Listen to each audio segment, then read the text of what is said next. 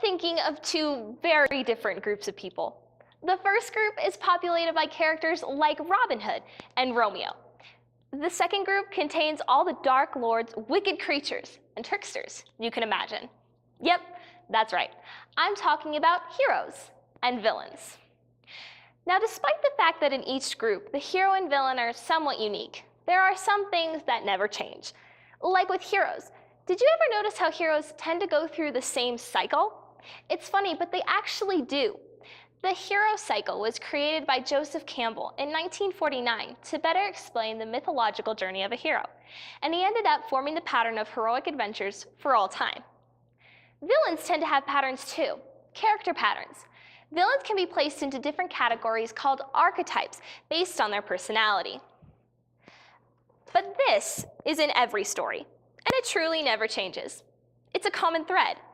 Most readers don't realize it's there, and if they do, they don't take the time to figure out what it is. Hopefully today, we'll be able to see its value. But first, let's start with heroes.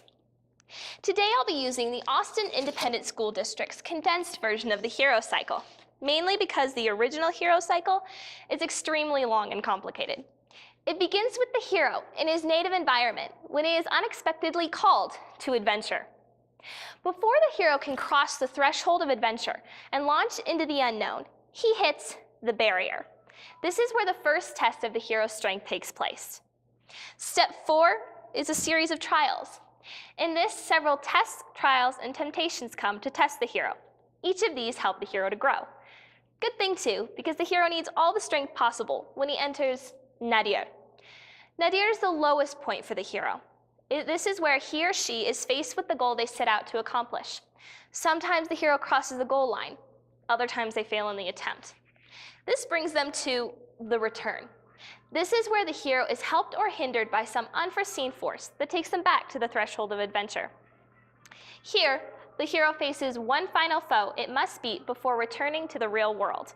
And finally, he returns to the community. Now let's turn to the dark side of the moon for a minute to discuss villains. I said earlier that villains can be placed into different categories called archetypes. The archetype system was created for the same reason as the hero cycle, to better understand literary characters. First off is the trickster. Tricksters are just plain annoyances. They specialize in driving heroes insane with their antics. Some examples are the trickster of the Joker from Batman, Puck from A Midsummer Night's Dream, and the Cheshire Cat from Alice in Wonderland. Ironically enough, the next villain is called the villain.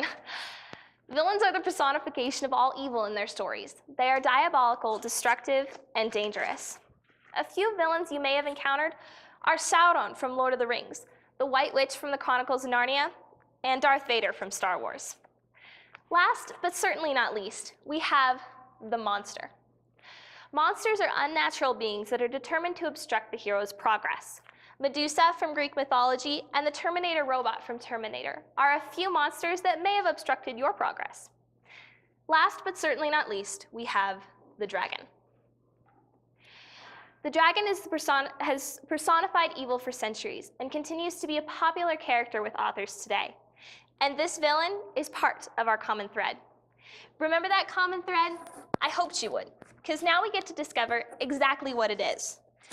The common thread is simply the true story, the classic truth of good over evil and love conquering all.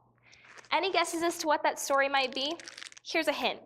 The hero, who goes through the hero cycle step by step, was called the King of Kings and died the death of a criminal. The villain is known as a masquerader, a dragon, and the devil. Yep, you've got it. The story, the one true story, is the story of Jesus. There never has been or ever will be a story that compares to it. God himself penned the script, and writers ever since have been trying to copy it. As readers, we are given the extreme privilege of diving into this beautiful tale every time we pick up a book, but it's up to us to recognize its presence and see its truth. What an incredible thing are stories. Even though they're the only copies of the one true story, they display God's creativity and imagination.